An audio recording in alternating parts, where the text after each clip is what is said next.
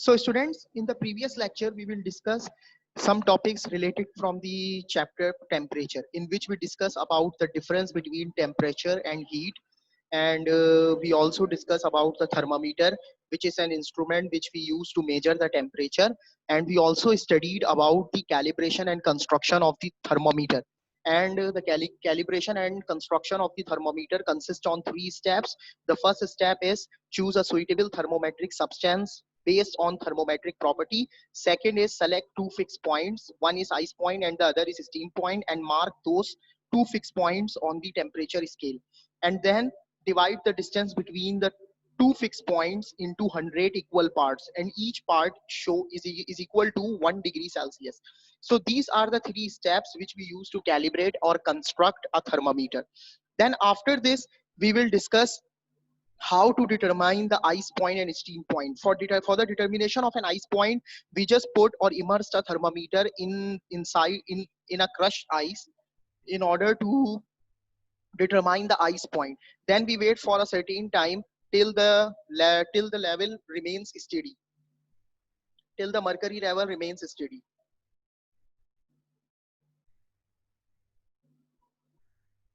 Then we will discuss about the determination of steam point. In steam point, we just protrude a thermometer in a container in which the water is boiling, and the boiling water is converted into steam, and the steam comes in contact with the bulb of the thermometer, and the level of the mercury inside the thermometer starts to rise up, and after a certain time it remains steady. And the temperature at which the mercury level remains steady is 100 degrees Celsius. So 100 degrees Celsius is our steam point. So these are the two methods which we use to determine ice point and steam point. Then after ice point and steam point,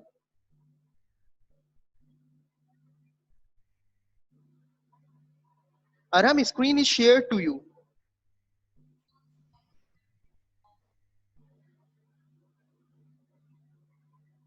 Then after this, we will discuss about the types of the thermometer. So I told you that there are two types of thermometer. One is laboratory thermometer and the second is clinical thermometer. And we also discuss laboratory thermometer and some terminologies related to the laboratory thermometer, like sensitivity. Sensitivity is the expansion shown by mercury level for a small change in temperature. We also discuss responsiveness. We also discuss linearity, in which we discuss that mercury changes its to height or changes its level linearly with change in temperature, while the alcohol does not change its length or does not change its level linearly with the change in temperature. And we also discuss about range. Range is the difference between maximum and minimum temperature. So these are the subtopics which we discussed yesterday. Now today we will discuss the remaining part or the remaining topics or subtopics of the chapter temperature. Now the first topic which we discuss is clinical thermometer. So beta, clinical thermometer is a thermometer with slight modification, because if we slightly modify mercury thermometer, then it will be converted into clinical thermometer. Clinical thermometer and laboratory thermometer both are the same in construction, but there is a, there is one difference between clinical thermometer and laboratory thermometer. If we talk about the difference is that clinical thermometer has a constriction or kink in their capillary tube. देखिए clinical thermometer की capillary tube में एक constriction मौजूद होती है student.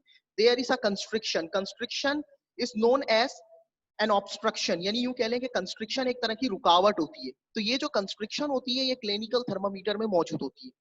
But when we talk about laboratory thermometer, in laboratory thermometer there is no constriction present inside the capillary tube.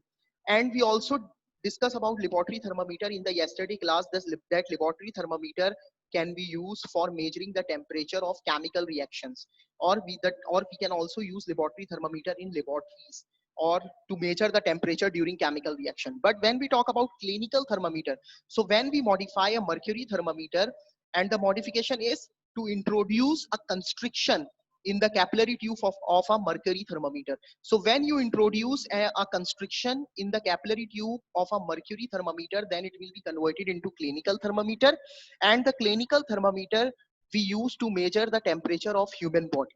For the measurement of the temperature of human body, we use clinical thermometer.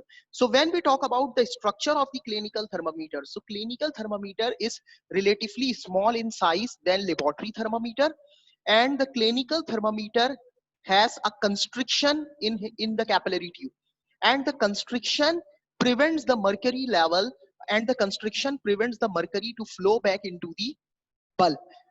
So class, when we are using the clinical thermometer, so you just go to a doctor. Suppose you have a fever and you just go to a doctor for checkup.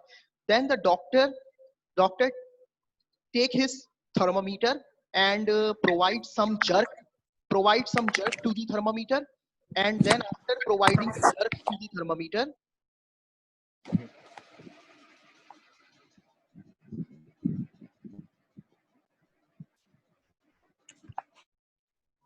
after providing jerks to the thermometer, the doctor put the thermometer in your mouth, and after a minute the doctor takes the thermometer back from your mouth and reads the temperature.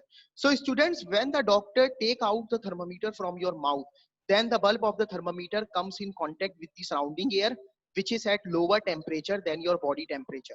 So the mercury level inside the capillary tube starts to fall down, but the constriction present in the capillary tube of a clinical thermometer does not allow the mercury to flow back into the bulb, and the doctor reads an accurate value for your body temperature. So beta, this is the work of the constriction. That's why we introduce constriction in the capillary tube, because because we read the temperature of clinical thermometer by drawing the thermometer out of the body. सही है? So that's why we are introducing constriction in the capillary tube. और यही जो constriction होती है, ये कह लें कि मर्करी को फ्लो बैक होने से रोकती है, क्योंकि आप क्या करते हैं, ह्यूमन बॉडी से जब थर्मामीटर अटैच हुआ है और डॉक्टर को जब टेम्परेचर रीड करना है, सो डॉक्टर क्या करता है, थर्मामीटर को रिमूव करता है ह्यूमन बॉडी से, and when the thermometer is remove from the human body, the bulb of the thermometer comes in contact with the surrounding air, and the surrounding air is at the lower temperature than the body temperature. That's why the mercury inside the capillary tube starts to fall down, but the constriction does not allow the mercury to fall back into the bulb. The mercury thread needs to be shaken back into the bulb before the thermometer is used again, and you need to provide jerk to the clinical thermometer before using it. Why we are providing jerk to a clinical thermometer? Because some mercury is stuck in the constriction, and when you provide strong jerks to the clinical thermometer before using, the mercury stuck in the capillary tube will go back to the bulb, and you will get an accurate measurement of temperature when you are using clinical thermometer after jerking. So students, sensitivity, linearity, responsiveness of clinical thermometers are the same as that of laboratory thermometer. Sensitivity, linearity, responsiveness, इन तीनों के जो concepts हैं, जो हमने laboratory thermometer के लिए पढ़े थे, कि सेंसिटिविटी क्या होती है, sensitivity is the small expansion shown by mercury level for a change in temperature, यानी अगर आपका टेम्परेचर चेंज हो रहा है तो आपका मर्करी लेवल जो है, mercury level rises when the temperature increases and mercury level falls down when the temperature decreases. तो mercury level जो है वो fall down होना चाहिए या rise होना चाहिए. So ये जो है sensitivity था. Linearity क्या था, कि जो हम कह लें कि change in mercury level है is directly proportional to the change in temperature. अगर temperature change हो रहा है तो mercury level जो है वो up होना चाहिए. If the temperature is increasing, then the mercury level starts to rise up, and if the temperature is decreasing, then the mercury level starts to fall down.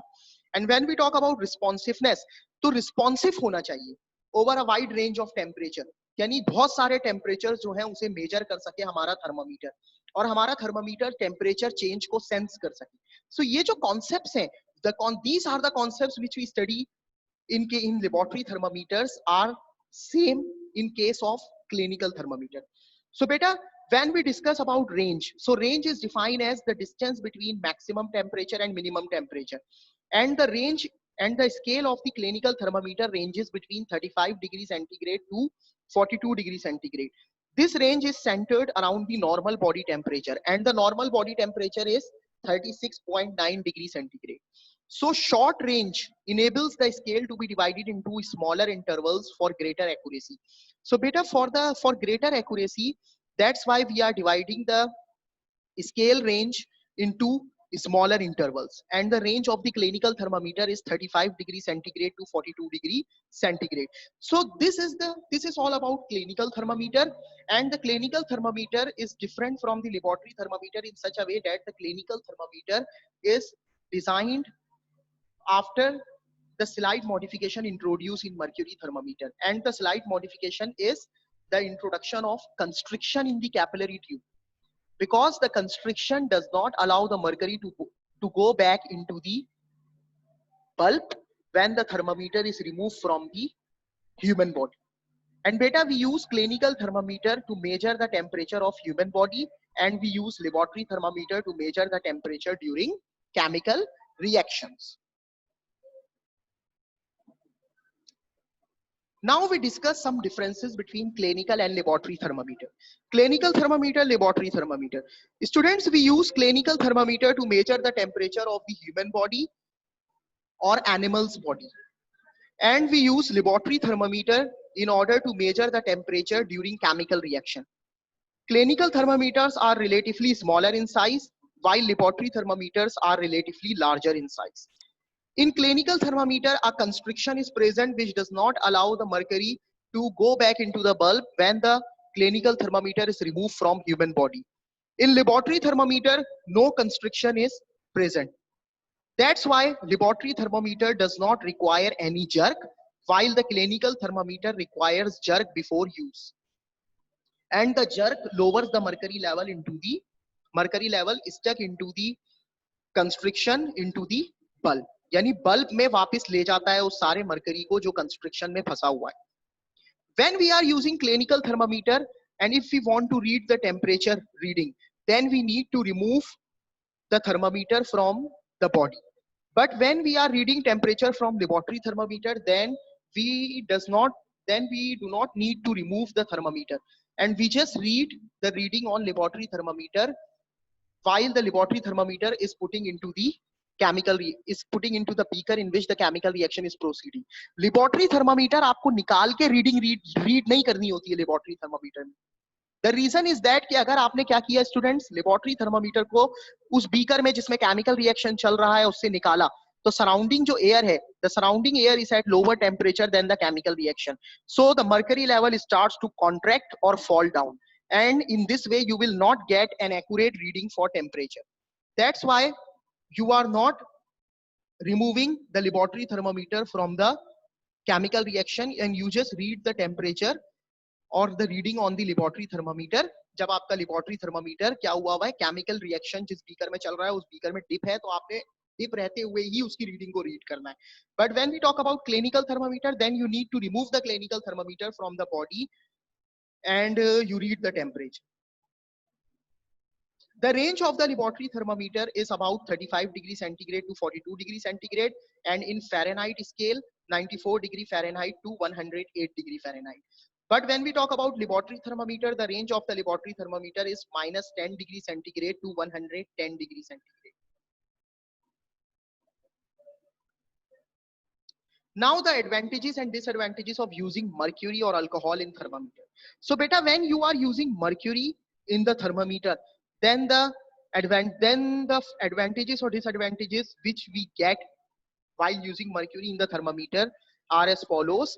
The first advantage is that the mercury is silver in color. That's why it provides an ease in visualization. The mercury is a metal and the only metal which exists in liquid states. That's why the thermal conductivity of mercury is very high. Or in other words, we can say that mercury responds very quickly to the temperature change. That's why we are using mercury, and the thermometer in which mercury is used are more accurate than the alcohol in glass thermometers. And the main advantage of using mercury is that the mercury provides uniform expansion or produces uniform expansion to the temperature changes.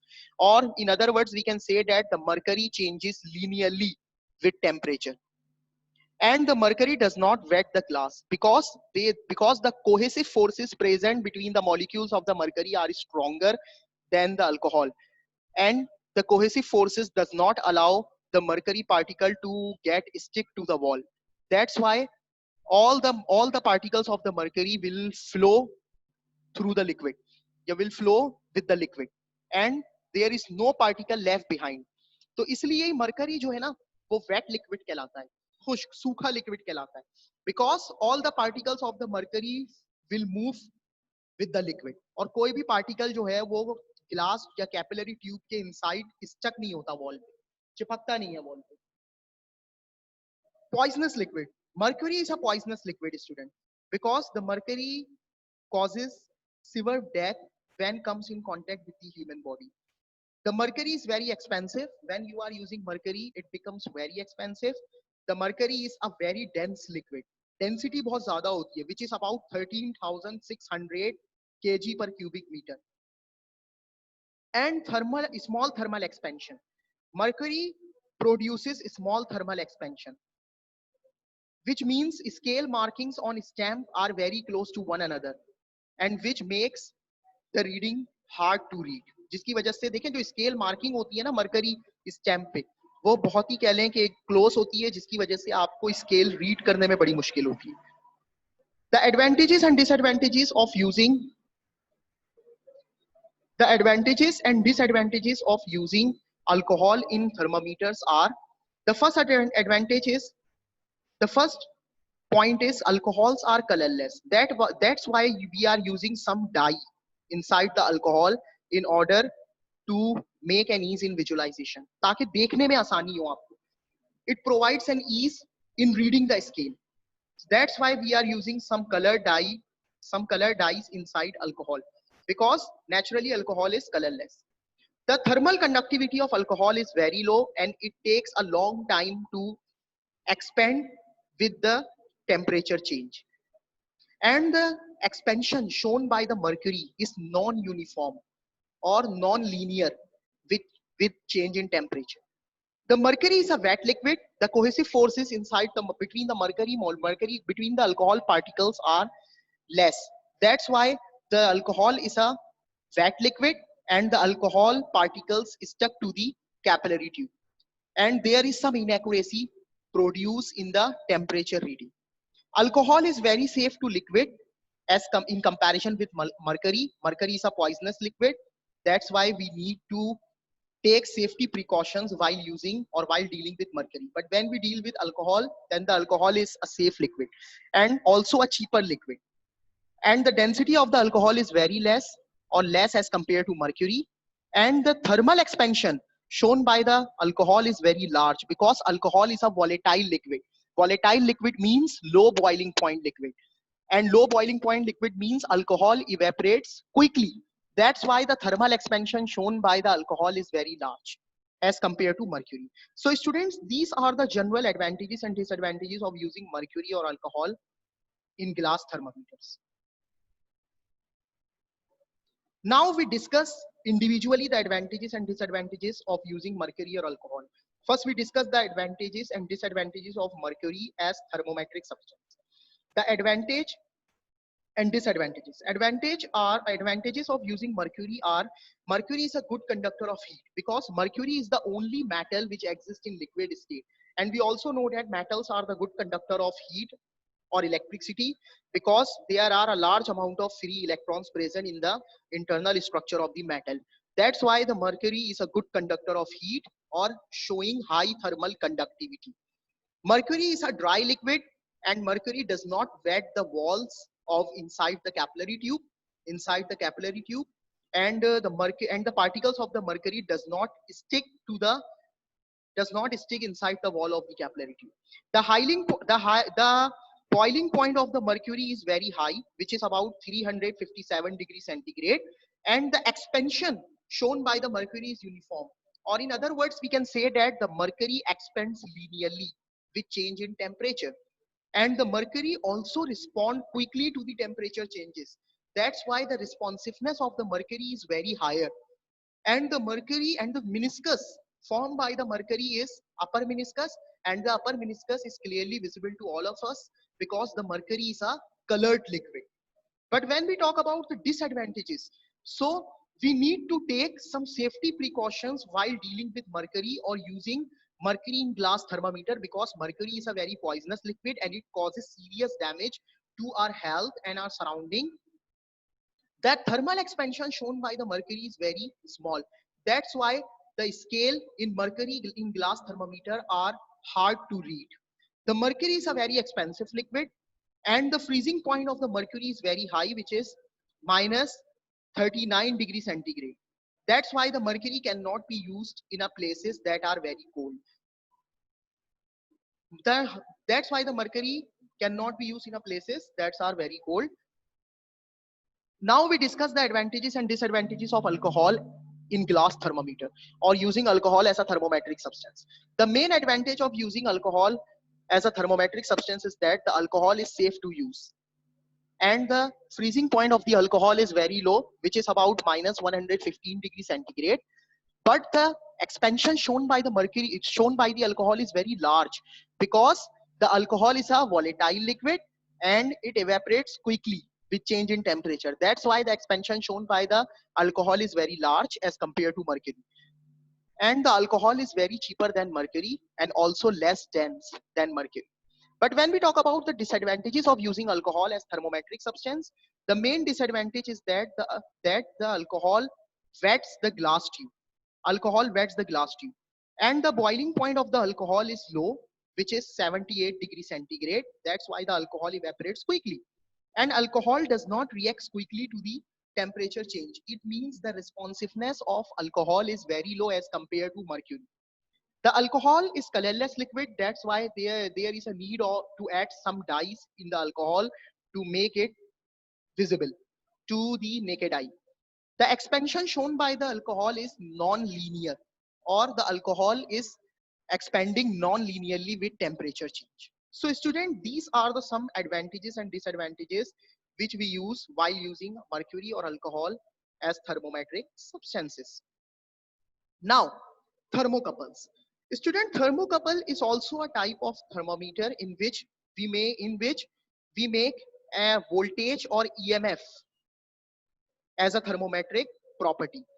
Voltage or EMF is considered as a thermometric property in case of thermocouple thermometers. So the thermometric property which we consider while fabricating or making thermocouples is voltage or EMF. EMF is also a form of voltage. So a thermocouple consists on two different junctions. One is the cold junction and second is the hot junction. It is clearly visible to all of you on the right hand side of the screen. The cold junction always kept at a constant temperature of 0 degrees centigrade, while the hot junction is used to measure the temperature of unknown substances. And the cold and hot junction are connected to one another with a iron wire with an iron wire. Why we are using iron? Because iron is a metal and there is a large amount of free electrons present inside the iron. And we also know that thermal energy always travel from hotter region to the colder region. So students, when we are using thermocouple, so what happened? Thermal energy is provided from the hot junction to the iron wire, and the free electrons present inside the iron wire gets energized and starts to move throughout the iron wire towards the cold junction. And the flow of electron causes or creates electric current. And the electric current, when an electric current creates, then potential difference, voltage or EMF also produce at the ends of the iron wire, and that voltage, EMF or potential difference is measured by a voltmeter. That's why we are connecting a voltmeter. What we can do, we just remove the scale of the voltmeter and attached a temperature scale to it. हमने जैसे ही voltmeter पर temperature scale को attach किया, तो अब जो भी reading हमें मिलेगी, the readings which we get show the values of the temperature. So what happens, students? We just put hot junction in order to find the temperature of unknown substance, and the thermal energy flow from hotter region to colder region, and the the thermal energy is provided to the free electrons present in the iron, and the free electrons inside the iron structure gets energized and it starts to move from the one end to the other end, or in other words we can say that it starts to move from hotter junction to the colder junction, and the flow of electron creates an electric current. And when an electric current produced, then potential difference also produced, and the potential difference is measured by the voltmeter connected at the top, and the scale of the voltmeter is torn apart, and a temperature scale is connected to the voltmeter, and the reading shown by voltmeter is known as the value of the temperature. So in thermocouple there are two different junctions, and these two junctions, and between these two junctions a small voltage or EMF is produced, and in case of thermocouple the thermometric property which we consider is the voltage or EMF. So the greater the difference, the greater the voltage produced. The greater the temperature difference between these two junctions, the greater the EMF or voltage produced. So these two junctions, if these two junctions are at the same temperature, students, so remember this point that no reading will be observed in the voltmeter, because the two junctions are at the same temperature and there is no flow of thermal energy from hotter region to colder region. Now students, the advantages of using thermocouple are the following. Thermocouples are compact and robust. They are the fastest. Thermocouples are the fastest way of measuring temperature, and we can use thermocouple to measure a wider range of temperatures. And thermocouples are able to measure temperature at a point. If we want to measure a temperature at a point, then we use thermocouples. And the responsiveness of the thermocouple is very higher, and the thermocouple are very responsive to the rapidly changing temperature. If the temperature is changing rapidly, or if we want to measure the higher temperatures, then in both cases we use thermocouples, because thermocouples provide higher responsiveness to rapidly changing temperature, and also be able to measure a wider ranges of temperature. So class, this is the last topic which we discuss. Now we discuss some questions taken from the past paper related to the chapter temperature. The first question is taken from year 2013, May June 21, paper 21. In this question, figure 4.1 shows a laboratory thermometer. The range of the laboratory thermometer is visible on the screen, -10 to 110 degrees centigrade. Now the examiner demands you in part 1 to state the range of the thermometer shown in figure 4.1. So beta, how can we find out the range? We just need to subtract the minimum temperature from the maximum temperature. So 110 subtract -10. And the answer is 120 degrees centigrade. So 120 degrees centigrade is the range of the laboratory thermometer. In part 2, describe how figure 4.1 shows that the thermometer has a linear scale. Beta, the mercury which we use inside the capillary tube of a laboratory thermometer shows linear expansion with change in temperature. And linear expansion means for every degree centigrade change in temperature, the change in length of the mercury remains same. That's why you need to write the reason that same length traveled by mercury for rise in temperature. In part 3, the manufacturer of the thermometer changes the design to make a more sensitive thermometer. Figure 4.2 shows part of the scale on the original thermometer. On figure 4.3, draw a more sensitive scale. So figure 4.2, on figure 4.2, a part of the thermometer is shown to you, and in figure 4.3, examiner demands you to draw a more sensitive scale. So better remember the point that if you want to draw a more sensitive scale, then you need to increase the distance between the two divisions on the thermometer scale. So what we can do, you just need to make the divisions at a distance from each other as shown on the screen. In part B, state one other property apart from volume or expansion which can be used to measure temperature.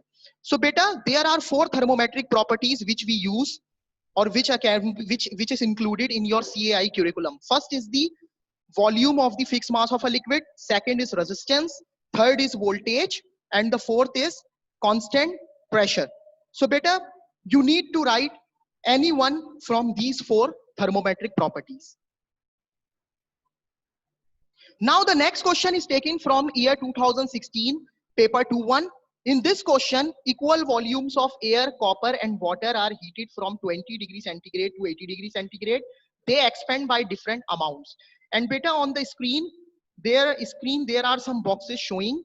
On the left hand side, the first box contain expands the most and expands the least. And on the right hand side, three boxes are present. One is filled with air, second copper, third water. And the examiner demands you to draw a line from each box. So students, there are three states of matter: solid, liquid and gas.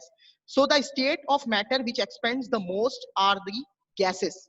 So the expands the most is air, and the state of matter which expands the least is are solids. So the expand the least is copper. So you just need to draw arrow. In part B, figure 4.1 shows a mercury thermometer, and this thermometer has a suitable range for use in laboratory experiments but has a low sensitivity for some experiments. Now the examiner demands you to describe what is mean by range. So students, range is the difference between maximum and minimum temperatures.